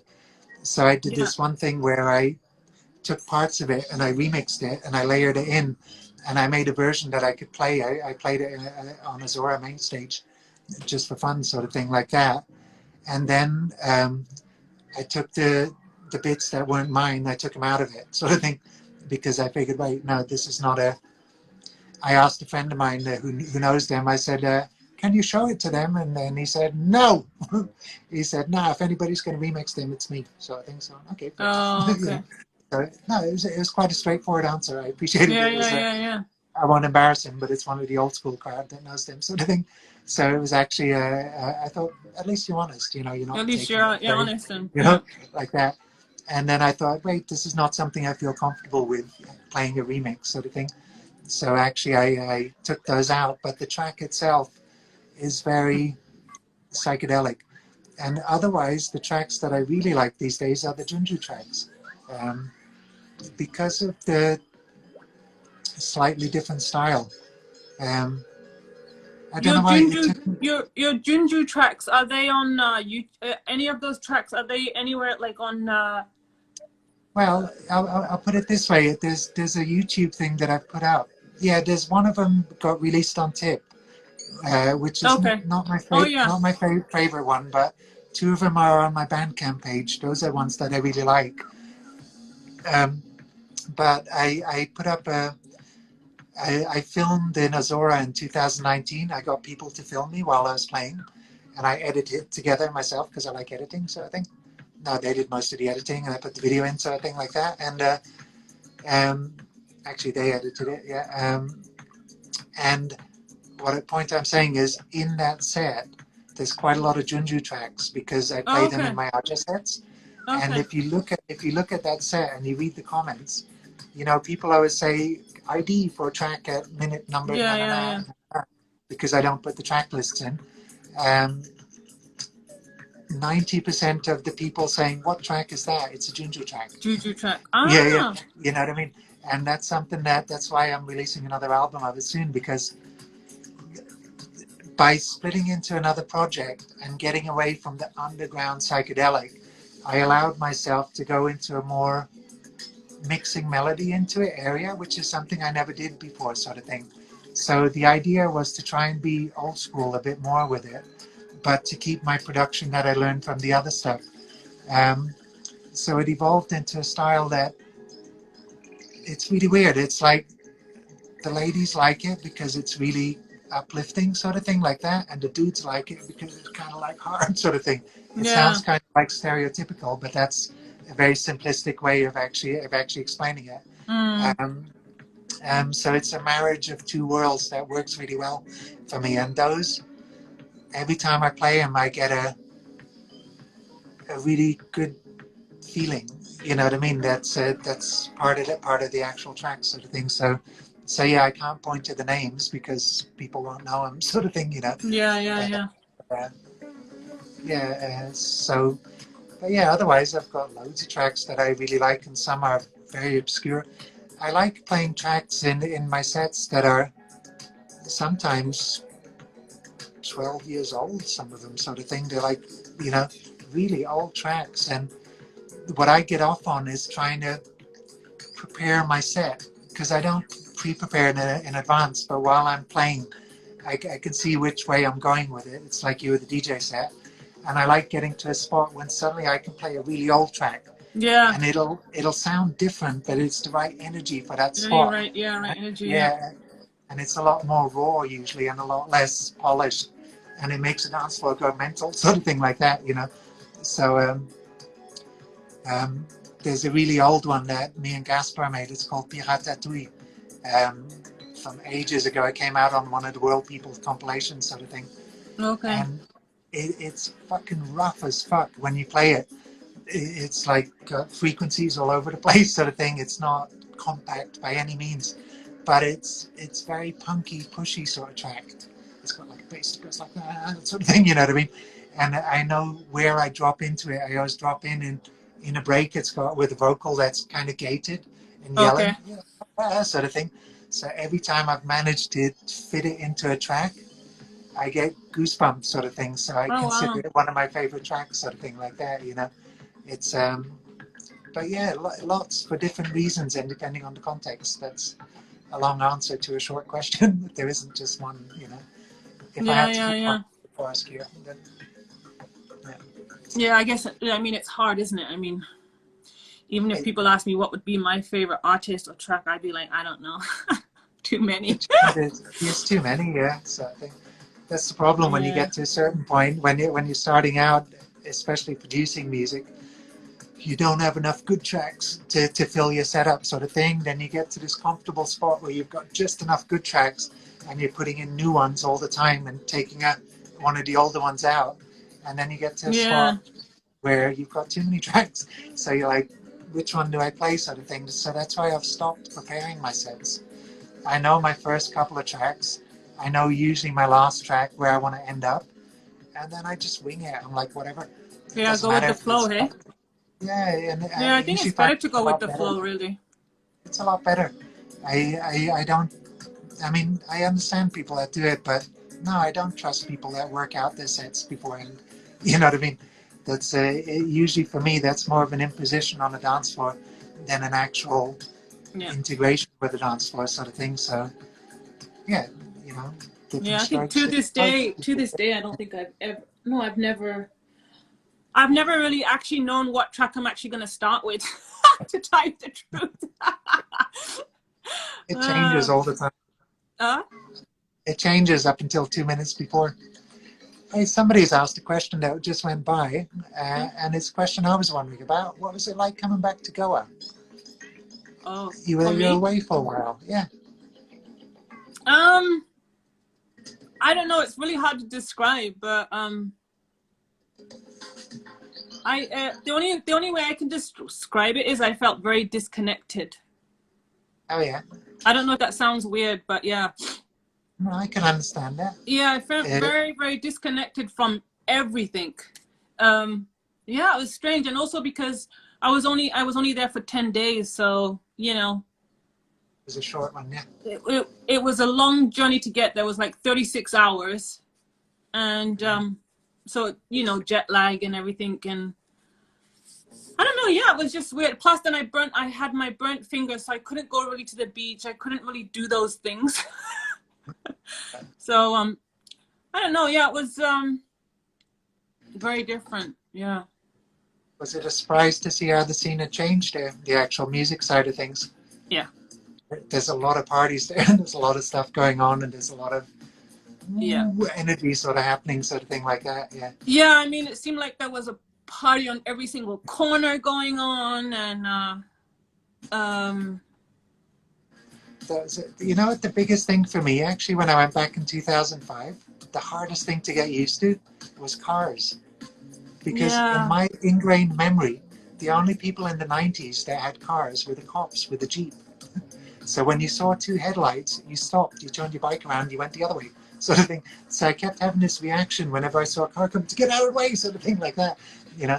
And that was one of the biggest things, because I had a gap from 91, 92, somewhere around there, until 2005, where I didn't go back.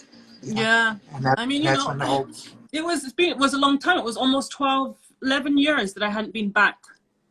You know, changed big, and Goa was like my home. It was always like my home for me. But yeah, when I went this time, I don't know. I mean, of course, I still love Goa. I can still speak the language up until this day. It's still like there, you know, because Konkani was like bad words. Oh, yeah, but you know, Konkani was kind of my like language, like, you know, so that was kind of funny that when I went there, everything just, you know, was like naturally came back to me.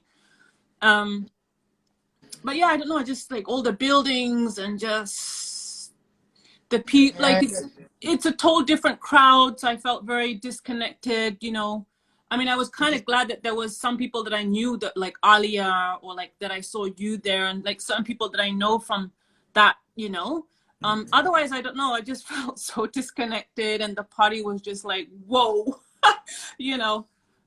It changes places. That's it's a good thing and a bad thing, sort of thing. I was looking at pictures the other day of when I was a kid, and somebody put up pictures on Instagram from that book, that Go Ahead book, you know, with lots of pictures in it from back in the days. And there's pictures of Baga, and then my mum was here to visit Shakti a few days ago. So we were looking through, you know, Facebook and stuff and everything, and, you know, checking everybody's pictures. And there's lots of people that have put up really old pictures. And I was looking at it, and I was like, wow, it's such a different place. There's nothing there. There's just open stretches of beaches. There's, you know, and then people came, you know, sort of thing. And then charter flights came, and then, you know, it kind of changed, and the whole thing obviously you can't be down on people for wanting to make business and for wanting to actually, but it does change the energy of the place. It's still a magic place. It's still, I love Goa, I'm looking forward to the day I can go back properly, Yeah, but, yeah.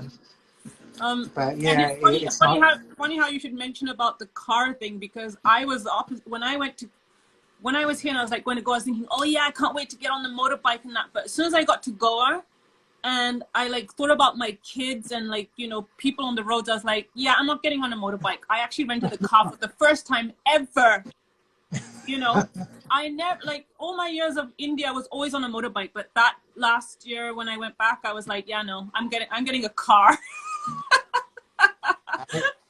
I can understand it, yeah. I Yeah. didn't have Shakti when I was there, so I was actually, and my son is grown up already, so I was on a motorbike, but I learned on the Yamahas, on the little Yamahas. I always liked those. Yeah. They're great because you could pick them up and turn them around if you Turn got into a around. tight corner, sort of thing. Um, and then I was never an Enfield boy, sort of thing, until the last year I was there. I rented one of the newer Enfields, and there I saw because my dad, he loved Enfields. Yeah. He started to build his own Enfield and everything when he was out there, like a chopped up version, a souped up version. And there I saw the appeal of it, but far too dangerous. Too many friends that have had bad times there, too many go Yeah, there's been a tattoos, all lot of this sort of bike stuff, you know what I mean? accidents there. Yeah, I used to love riding the Enfield, and I started riding when I learned to drive was on a TVS. Those TVS, and then went from a TVS to a Rajdut, from a Rajdut to a Yezdi, I think, and then Enfield. large dudes were dangerous. I remember those. Yeah. They do the when you brake sort of thing. Yeah. Those ones, yeah. The only cool thing about those Rajduts and Yezdis is you could start them up without a key. You could just put a stick in them and they'd start up. So yeah. I have these memories of being a kid, and I had a Zippo lighter. Me and my friends, you could open them by clicking them, and I used to fill it up with gas from the gas tank from underneath. You could drip it into it, sort of thing, like that. And it's just so stupid. You were into it. Yeah, well, I remember doing like us Goa kids, like back in the day, we did some like crazy, insane stuff. We had a lot of freedom. We were very lucky, that's what I come out with it. But it's amazing experiences that if I think of Shakti or Cajun doing this now, I'm like, whoa, sort of thing. But at the same time, it was a trip. It was really, really good. I mean, I missed out a gap. Like I said, I was really young the first time, so I missed that period. Yeah. End of the 80s, end of the 70s, beginning of the 80s. In the 90s, I had quite a few good years there. Because, see, that was the other thing, is we used to go out for long seasons. Yeah. When I was younger, we stayed for a few years in a row, monsoons. In a row, yeah. Yeah, but then when I went back out as a teenager, we'd do like at least 6 months sort of thing. We'd do a proper season. It wasn't going there. I couldn't imagine going for 2 weeks to sort of, now I go and I play the hilltop and I'm there for like 3 days. I'm like, shit, how am I doing this sort of thing? I know, right? It's great. Yeah. I want to do it, but I want to be home with my family as well. So it's my business. But I think that's for me, it's different. Yeah. I think that's what was strange for me going this time, is because I'm so used to going to Goa and being there like long periods at a time. So for me, like 10 days was just like, oh. It's cool, yeah. But I mean, you got to imagine for us, this is what we do. We go and we play at parties and like that. Yeah. I'm thinking about it for people that go and actually want to have the Goa experience, if you put it that way, and go there for a week or two. It's really hard because it means that you're going to blast your brains out from start to finish, and then you're going to get back onto a plane, and you're going to end up back home with all this sort of memories, sort of thing. But you're not really integrating into the community at all, sort of thing, in a way. That's something that I remember from back in the days a lot better, was that people would integrate and actually care about what was going on and become friends with the locals. And actually, I saw Ramesh died recently, and I was really sad to see that, because he was somebody important. A lot of people had connections with him. He was part of everybody's life. I remember Apollon from the Shore Bar was, and Blaze and Gregory and all these sort of people. They were they were people. They were not Yeah, just and barmen or people that were yeah, there, sort of thing. and Somebody Ollie that you order a Pinto drink and off. so many of Yeah, them that, you know, yeah, Ganesh. Yeah. yeah, of course, you know. So that's something that's changed now, but it's not a, you know, it's not a bad thing. I'm not a, it's just different, you know. That's the, but yeah, coming back to it, we had a good time and we were lucky and we had a very good experience and we did God, a lot yeah. of very stupid things, you know. And we were lucky with the capital. Yeah, totally. And you know, like you say, everything moves. I mean, everything changes, you know. Everything changes, you know. Yeah. I do find it quite funny that I've ended up doing what I'm doing now. It's a funny path to take, you know, to actually be in the rock and roll thing, to be away from it, to not like the music, to somehow still have a connection with it, and to end up being quite well known in it, sort of thing, Yeah. just because I've been around a lot, sort of thing. So it's funny. At the last time I was there, and Rocky was there, a friend from, you know, Rocky, like about and he came up on stage, and it was just this weird sort of. Suddenly, I had this juxtaposition in my mind of us being kids and doing stupid shit there, and now suddenly I'm on stage making Was music. Rocky So there? Was he there last year? no, this was 2 years ago. I want to say two or 3 years ago, maybe, sort of thing. Rocky and Sky came out. It was Oh, when I okay. was going out there for seasons like that, sort of thing, you know. Oh, okay. I My saw sense of, actually saw uh good night, Rocky. Faye. Faye's going to go. Sorry, Faye's I going to saw bed. Rocky at well, because he's in Canada, right? He's in Canada, yeah. Yeah, and Yeah. I saw him at one of the Shambhala festivals like years ago. I've never been there. They're supposed to be good, actually. Yeah, yeah, I'd it like was to go really see good. them, yeah. Yeah, yeah. And I bumped into him there. It was pretty cool. Yeah. Hmm. I'm wondering if we should stop. I see lots of people going, we're going to sleep. Maybe we've Oh, talked an hour. okay, yeah. Yeah, I don't know. I don't know. Are you recording that? Because I don't think I'm going to be able to save this. But Well, my recording mucked up at some point, but here's what oh, you do. When you get to the end of it, save it to your camera roll. it won't I do that think with mine. It's you weird. can't say, oh dear. Yeah, I've tried that before, and it doesn't give me that option. Oh, why? Because have we gone over an hour again? Were we that? Oh dear. Oh well. Uh, So we keep the first one, and yeah, the first just one should be already posted, I think. oh, good. Try and save it, and hey, we can do this again in a while, you know. So I think do some other people in a few months, whatever, you know. And I'll babble about anything, you know me. Yeah, yeah, sure. Well, I mean, thanks a lot for doing the interview in the first place. It was awesome. Hey, thanks, Domino. I'm really glad you're doing these. I think you're doing a nice thing. It's not. I like that you're not just doing new people; that you're actually going and finding good people to talk to. So I think that's important for people to have some Yeah, sort of continuity, and to know where this music comes from. You know, yeah, because a lot of people don't, and a lot of people interviews end up being sound bites. You know what I mean? So you don't really get a sense of who the person is. You get their public image, their public face, yeah, which is good as well, and it's good for business and everything. But it's nice to see people and to see who they are and to actually have a talk with them. So I like what you're doing. That's very Thank good. you, thank you. That means a lot, you know. I mean, obviously you get the negative people, but whatever. uh, it's Oh well, like, you know what you got to do about it. yeah, nothing, nothing. That's Yeah, fine. it's just annoying when when people are here and they're trying to like be like, most people are on here like positive, and then you get those, and then the people are like, hey, you know, who's this person? And you're like, I don't know, because I I can't know delete it them. There's kind of nothing I can. diverts. I know, yeah, yeah. Yeah, But yeah. that's like, yeah, do you know, there's something that I used to play in bands a lot, and in Ireland, I still have this note I kept from ages ago. You got to imagine, this is me. I'm like 17, 18, maybe. I'm playing in a band where we're playing cover songs, and we're playing in a pub in Ireland, right? And we've got people in front of us, and half of them aren't listening to us. They're just having their pint sort of thing, right? Some of them are listening to us, and we're like trying to do everything and everything. And I've spotted this table with some nice girls there, like a few girls, and I'm like, hi, sort of thing and everything. And then at one point, there's this girl that keeps looking at me, and I see her writing something down. And I'm like, oh, sort of thing. Then she folds up a piece of paper, and she comes up to the stage, and she gives it to me in front of everybody, a folded piece of paper. So I'm like, cool. She's like giving me a number or something, right? So I kind of put it in my pocket, but before I do it, I look at it and it says, "You guys are shit." Oh my God. If you're any good, you'd be playing at Fela. It's a festival sort of thing, and I kept it. I've still got it. It's in my archives. It's the funniest thing, but the thing I'm trying to say is that there's always people that There's are going to always be people, I trying know. to fuck you up and trying to. I know. It's It's just just like annoying, you know. attention It's getting. annoying when this guy, he was like coming up through a whole conversation saying the same thing over and over and over and over. Domino, you suck, your shit, whatever, whatever, whatever. And then I had people saying, "Who's this guy? How can we get rid of him?" I was like, I have no idea. No, you just can't. But the thing is, you just don't. Do you know that I didn't even see him? I saw something go by, but I was so focused on the conversation. Yeah.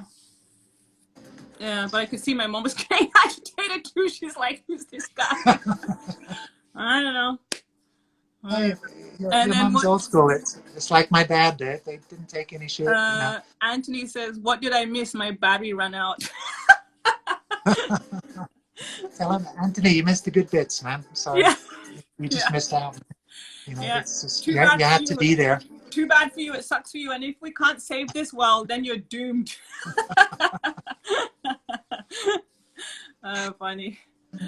Oh well.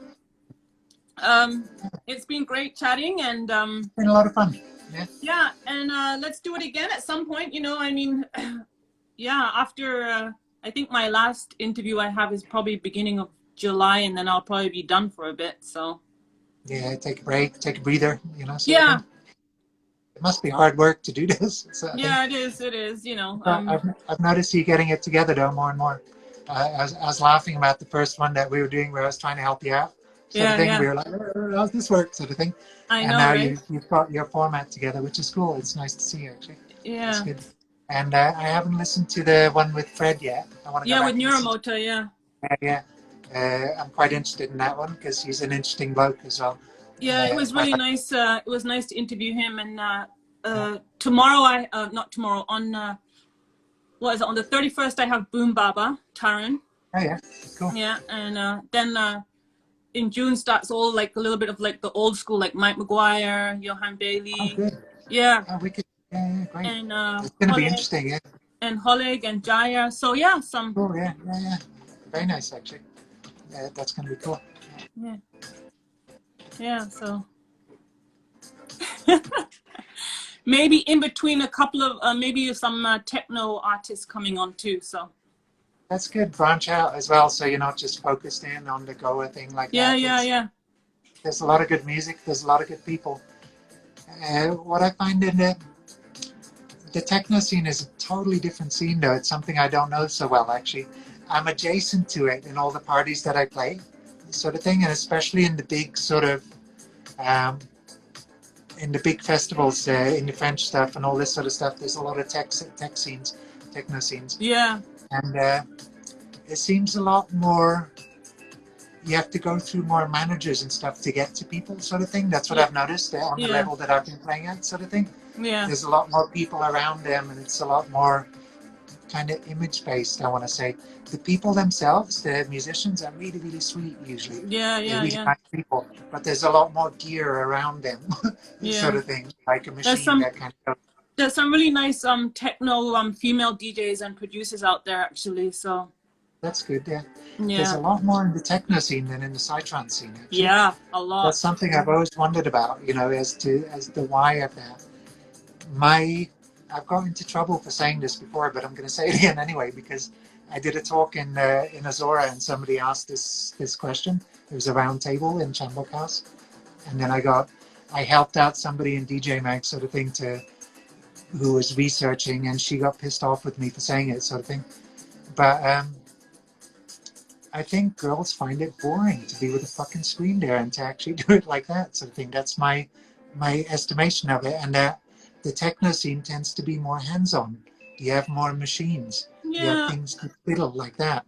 So I don't know. That's the only reason I can come up with, because otherwise it's not like all the psytrance or Goa dudes are saying, no, girls can't do it. You know, I don't know. I think talking from me and experience, being a female DJ in the trance scene wasn't the easiest thing in the world. No, no, not at all. And I was lucky, like, because back when I started, there was hardly any female DJs, you know, DJing trance. But I was lucky only because of Mike McGuire, who, like, you know, recognized and then got me, you know, on a different level. But it was really hard. And I think it, you know, must have been off-putting for a lot of women. That's why I decided, like, to do projects myself and do all-female parties, like in Japan and in Portugal, you know, to get women to come forward. But yeah, it wasn't easy, Ajja. But why, I can totally understand that. The thing I'm wondering about is, why do you think there's more in the techno scene? That's the thing I don't understand. You see what I mean?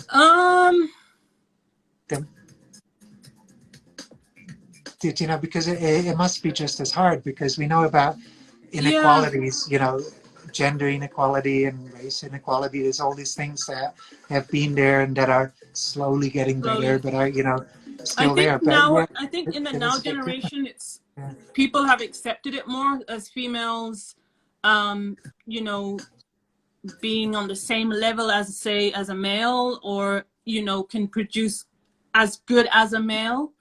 I mean, you know, it's really interesting if you watch that movie, I don't know if you've seen it, or documentary on Underplayed. Have you seen that? No. Yeah, check it out, because it's very, and it's all about, you know, it's about all females, how hard it is for them, and how, like, unfair is getting into the, let's say, electronic scene.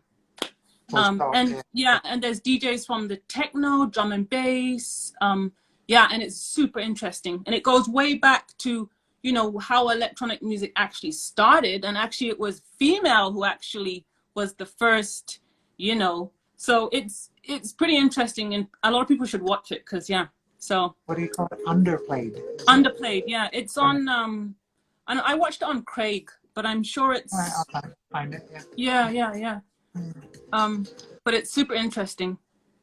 And then it shows, you know, it's just like how women feel like they get so, like, bullied, or then they just get disheartened and don't want to do it.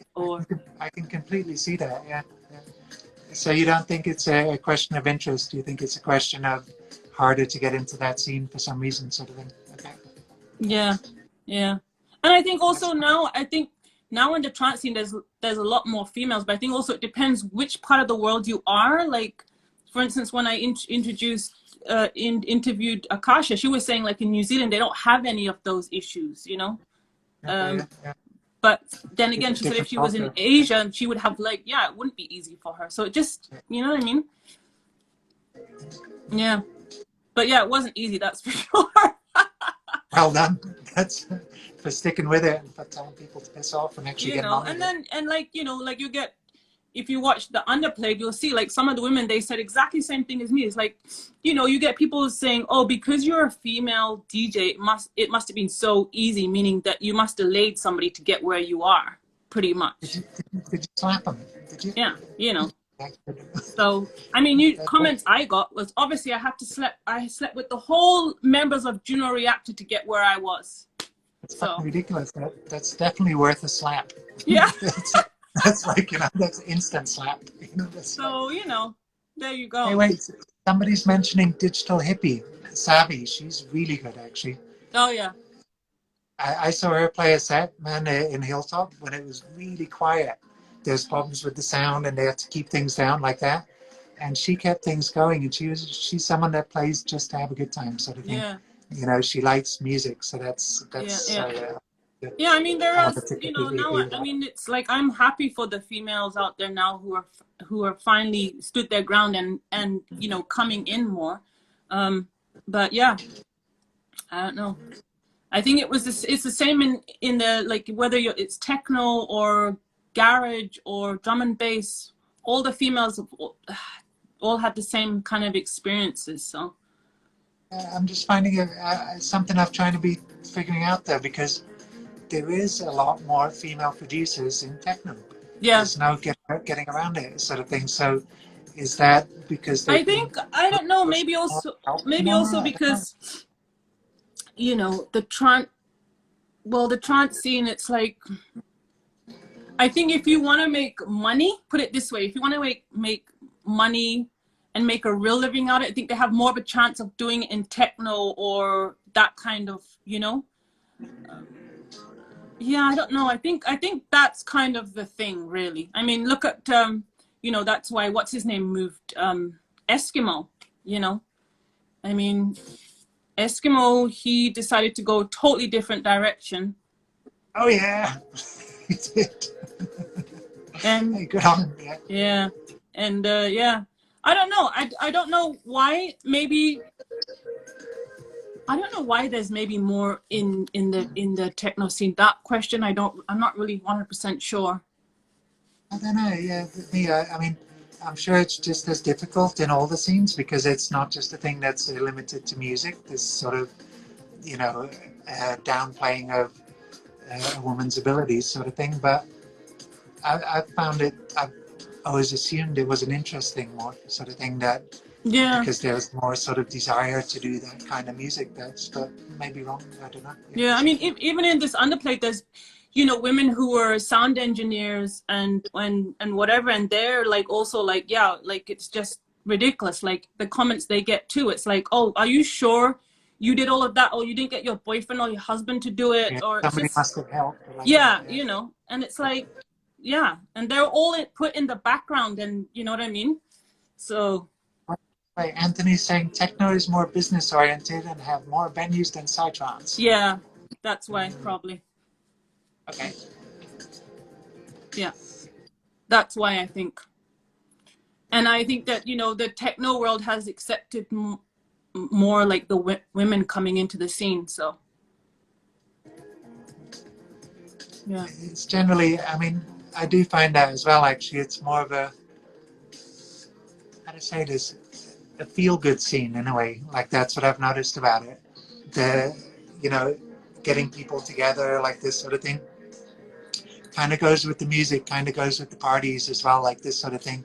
Yeah. When you go to after parties and stuff like that, if you have trance, you know, kind of playing, it's people dancing and doing stuff and like that. If people are playing techno, they're more hanging out together sort of thing.